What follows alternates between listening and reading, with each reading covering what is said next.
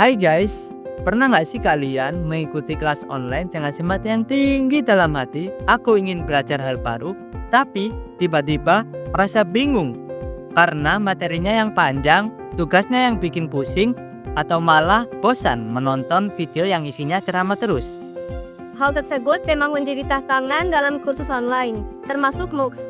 Banyak yang mengikuti kursusnya, tetapi tingkat penyelesaiannya masih rendah. Bagaimana bisa? Permasalahannya, bagaimana cara mendesain pesan instruksional yang menarik? Kalau nggak menarik ataupun jelas, tentu peserta akan kehilangan arah dan motivasi. Sebelumnya, udah pada tahu belum apa sih itu MOOCs?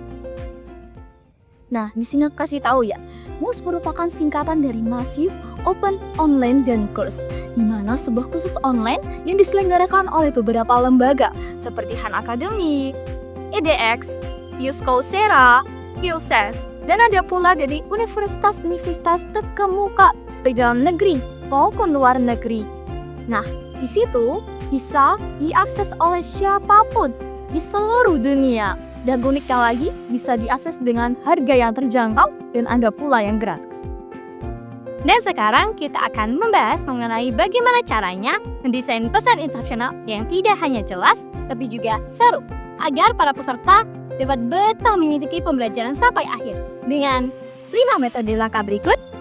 Langkah pertama, tujuan yang jelas. Sebelum memulai pembelajaran, pastikan kita tahu apa yang ingin dicapai oleh peserta.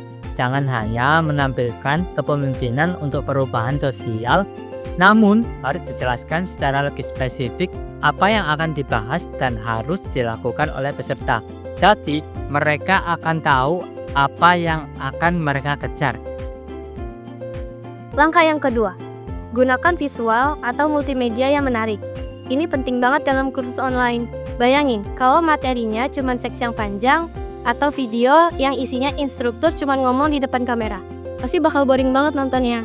Nah, tapi kalau ada animasi, grafis, atau diagram interaktifnya, siswa akan lebih paham dan betah untuk belajar.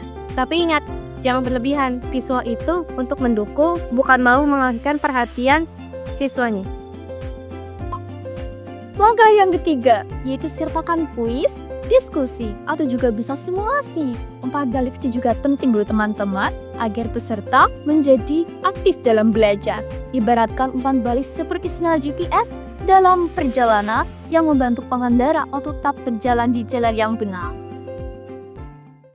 Langkah keempat, menggunakan bahasa yang sederhana dan personal. Jangan sampai membuat para peserta merasa seperti membaca buku teks kuliah. Misalnya, daripada mengatakan modul ini akan memaparkan beberapa macam tenses yang terdiri dari 16 bentuk tenses. Cukup kalian mengatakan, di modul ini kita akan belajar membedakan 16 bentuk tenses dengan mudah.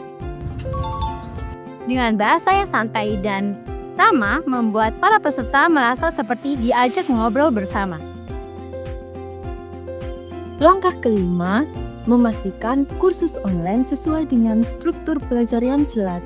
Lalu, materi-materi yang disajikan harus logis, mulai dari konsep dasar hingga konsep yang kompleks. Lalu ada modul-modul berukuran kecil yang berdurasi pendek dapat mempermudah siswa untuk belajar. Yang terakhir, jangan lupa sertakan panduan waktu agar siswa dapat mengatur jadwal belajarnya. Jadi, itulah 5 langkah dalam mendesain pesan instruksional yang efektif dalam MOOCs. Ingat, kunci kursus online yang sukses adalah pengalaman belajar yang menyenangkan dan bermakna.